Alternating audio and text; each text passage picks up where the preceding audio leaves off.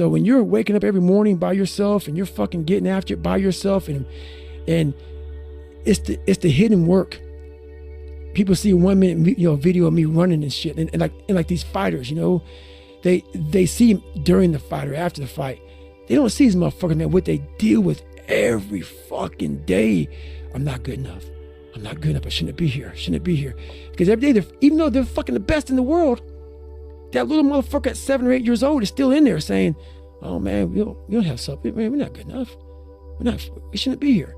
So you're always fighting that motherfucker. Even though you beat it, you never truly beat it. So when they get on stage and they're talking to Joe Rogan, it's not even real. It's not even real. All those mornings that you didn't want to fucking get up, and I look at it as like a rock, and you find this fucking rock, and that rock is you.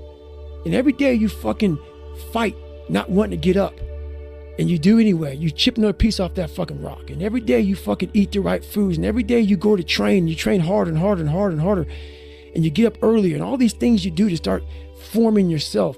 You're chipping another fucking piece of that rock off. Before you know it, you have this beautiful fucking piece of artwork that you built. But people don't, and then once you get there, you see it, and it becomes real. Like, oh my God, I fucking did this shit. And so like the fucking journey becomes so real then. But so many people aren't willing to fucking chip away at that stone that is them, to start chipping off those fucking rough edges. That's the fear. The fear is never reaching your potential. That's it. That always falling short, always quitting before you're done, always procrastinating, always not doing the right thing. And then one day you're an old man. Yep. And you look back and go, God, I could have been great. Yep. It could have been great. I never forget one time I was running by a graveyard when I was fucking just trying to become, I was fat.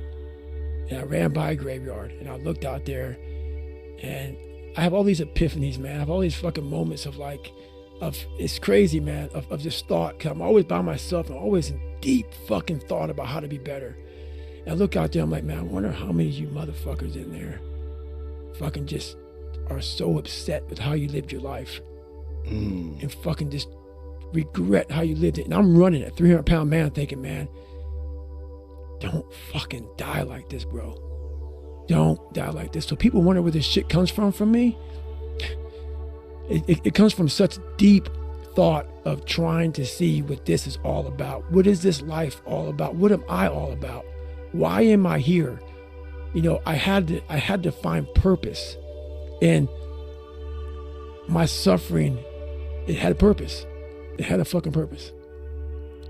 Do you talk to other people that are like you and try to understand if they're going through the same thing? Are they trying to gather knowledge as well? Are they just doing it because they're addicted to runner's high? Are they doing it because they enjoy the challenge? Like, how many people do you talk to that are like you? I've never talked to anyone that, and most people don't even believe what I say half the time, that I do it to fucking gain knowledge and all that shit. I haven't met one that goes out there. People really enjoy a lot of the shit that they do.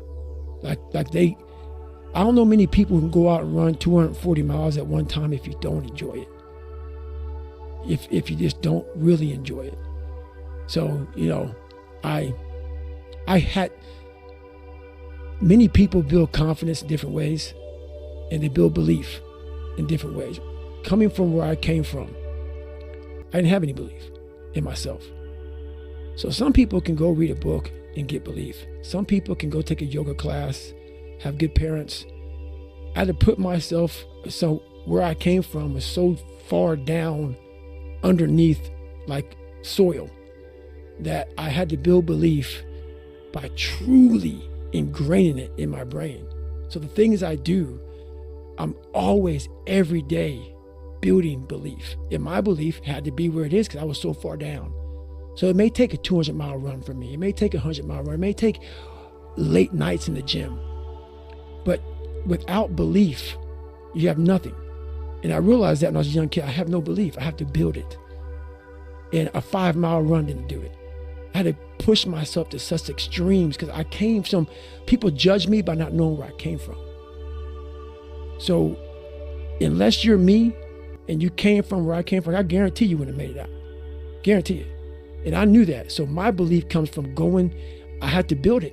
And And that's how I build it, man. I build it by the things I do. It's so painful reading about your childhood and the experiences with your father.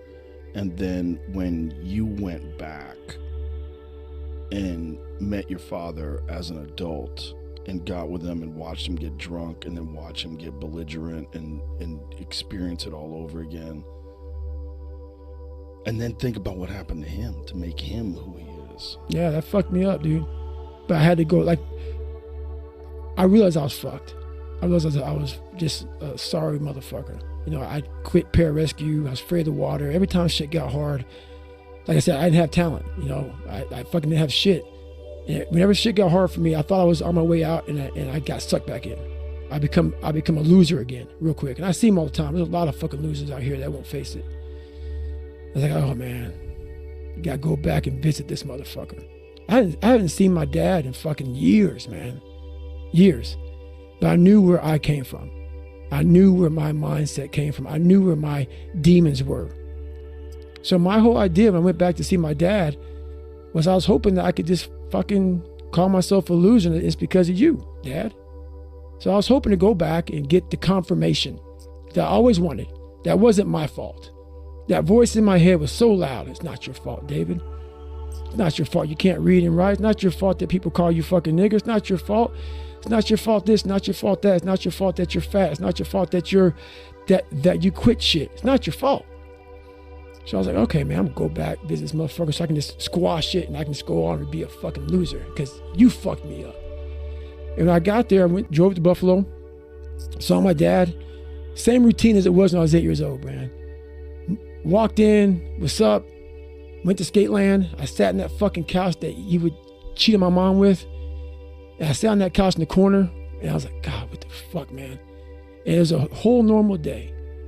And the more I was around him, he started getting drunk. And I won't go through the whole thing, but I started seeing, man, I started having a conversation. I always had these conversations with myself. I'm like, man, this motherfucker, he came from hell. His dad would put him in front of a furnace. And like, if he moved, he'd get burnt. So when my dad got beat, his dad would put him in front of a furnace. And if he would have moved, he'd fucking get burnt up. So my dad had to sit there and take it. So he never dealt with his fucking demons. So his demons became mine. His demons became mine. Motherfuckers think you die and the demon goes with you, man. Don't be a fucking fool, bro. You know, like, that's why I'm proud of myself. I took his demons and mine.